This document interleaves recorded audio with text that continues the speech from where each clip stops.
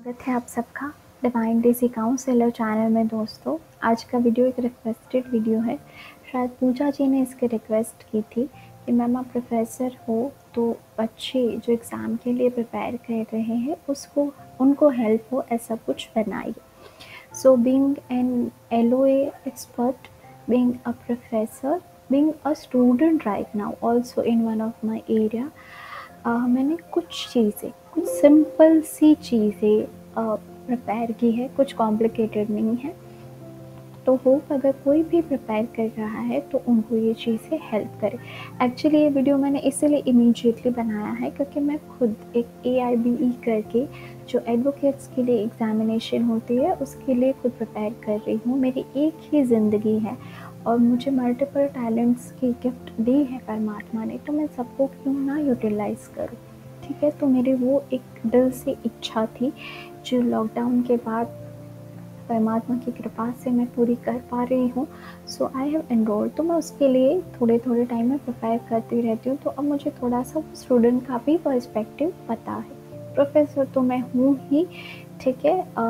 जो मास्टर्स के बच्चे हैं उनको as a professor I teach, और LOA को कंबाइन करके कुछ जानेंगे कि स्टडीज़ को हम कैसे स्मूथ कर सकते हैं। सो फर्स्ट कम फर्स्ट जो मैं हर एक बच्चे को बोलती हूँ, it is always about quality and not quantity. अब ये आपने सुना बहुत होगा लेकिन आप ये करते नहीं हो, लेकिन मैं ये खुद बहुत दिल से मानती हूँ। मेरा क्लास के अंदर एक ही डायलॉग होता है कि बच्चा हम लोग 25 मिनट ही पढ़ेंगे, अगर 1 घंटे का सेशन है तो आपको जितना समझना है, लेकिन उस 25 मिनट के लिए मुझे आपका क्लियर कट अटेंशन चाहिए। मुझे प्रॉमिस चाहिए कि आप लोग यहीं पे रहोगे, दिमाग से भटकोगे नहीं। बच्चे लेते हैं वो confirmation and then I start asking the question and I have satisfaction कि मैंने टीच किया है। तो क्या होता है कि जब आप छोटे छोटे पोर्शन में पढ़ते हो तब आप चीज़ें बहुत अच्छे से समझने की कोशिश करते हो। अब 2 घंटे लेके बैठ गए, दिमाग के अंदर यही पड़ा हुआ है कि 2 घंटे निकालने हैं, बस ये करना है वो करना है, दिमाग में कुछ नहीं गया है तो उसका कोई मतलब नहीं है। तो सबसे पहले अपने आप को quality over quantity 30 minute, 40 minute, 1 घंटा रियलिस्टिक टारगेट दीजिए पूरे दिन के अंदर कि आज हम इतना ही पढ़ेंगे, लेकिन इतने में जो कुछ भी पढ़ेंगे वो क्लियर कट बहुत अच्छे से कर लेंगे। ठीक है, ये मेरा मानना है, क्योंकि ज़्यादा पढ़ने से बहुत अच्छा होगा ऐसा कुछ नहीं है। सेकेंड थिंग, विजन बोर्ड बनाना बहुत ज़्यादा ज़रूरी है। तो जो भी एग्ज़ाम आप दे रहे हैं उसके रिज़ल्ट की एक कॉपी इंटरनेट पे होगी ही होगी। किसी टॉपर की मार्कशीट लाइए और उसको अपने सामने चिपकाइए और अपना नाम डाल दीजिए। ये आपके सबकॉन्शियस को एम्पावर करने में बहुत ज़्यादा हेल्प करता है। कैसे करता है मुझे नहीं पता, but it really triggers you कि चलो हमें मेहनत करनी है, मेहनत करनी है, और आप करते हैं।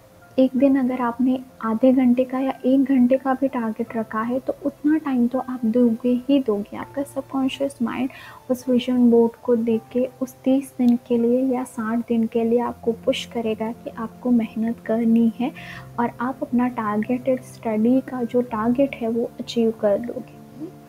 तो फर्स्ट हो गया क्वालिटी ओवर क्वांटिटी। बहुत ज़्यादा पढ़ने की ज़रूरत नहीं है, लेकिन अपने आप को आधा घंटा, 40 मिनट, 1 घंटे का रियलिस्टिक टारगेट दीजिए कि 1 घंटे पढ़ना ही है और उसमें 100% देना है। वो टाइम अपने हिसाब से सिलेक्ट कीजिए।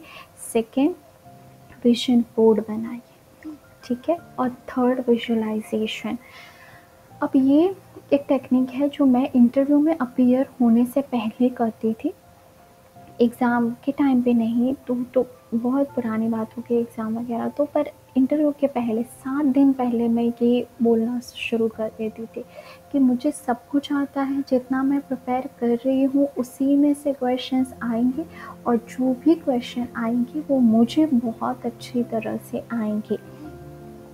अब मेरे सारे इंटरव्यूज़ तो ऐसे नहीं थे जिसमें मुझे मेरा बहुत अच्छा गया, लेकिन जब से मैंने ये प्रिंसिपल अप्लाई किया था, उसके बाद 100% मेरा सिलेक्शन ही हो गया था शायद उसमें तो। बट हाँ, जिस इंटरव्यू में मैं 100 फेथ के साथ आई यूज्ड टू विजुअलाइज़ कि मुझे सब कुछ आता है और मैं जितना पढ़ रही हूँ उसी में से इंटरव्यूअर क्वेश्चन कर रहे हैं और मुझे जो क्वेश्चन कर रहे हैं उसका मैं कॉन्फिडेंटली आंसर दे रही हूँ, ये मेरा विजुअलाइजेशन मेरा 7 दिन का रहता था। अब आप ये किसी आपके पास ज़्यादा टाइम है तो आप क्या कर सकते थे, क्या कर सकते सॉरी, कि आप इसको जब भी आप बहुत हाई वाइब्रेशन में हो, बहुत खुश हो, तो ये विजुअलाइज़ कर सकते हो। प्लस आप फेसबुक पे डाल रहे हो, व्हाट्सएप स्टोरी पे डाल रहे हो कि मैं पास हो गई और लोगों के आपको कॉन्ग्रेचुलेशंस के मैसेज आ रहे हैं, ये भी आप विजुअलाइज़ कर सकते हो।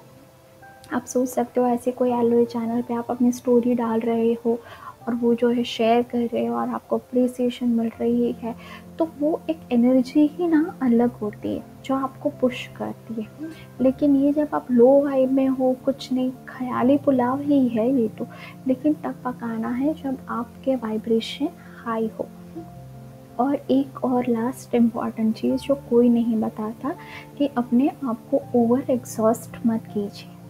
ठीक है, स्टडी इम्पॉर्टेंट है लेकिन यही सब कुछ नहीं है। अपने आप को रियलिस्टिक टारगेट देकर अपने आप को ओवर ट्रॉमेटाइज करने की ज़रूरत नहीं है। ठीक है, आप अपना टारगेट अचीव कर लेंगे और करने के बाद भी बहुत सारे रास्ते हैं जो आपको चढ़ने हैं। जीवन में सिर्फ एक एग्ज़ाम नहीं होता, बहुत सारे एग्ज़ाम्स होते हैं जो बड़े होने के बाद हमें समझ में आते हैं।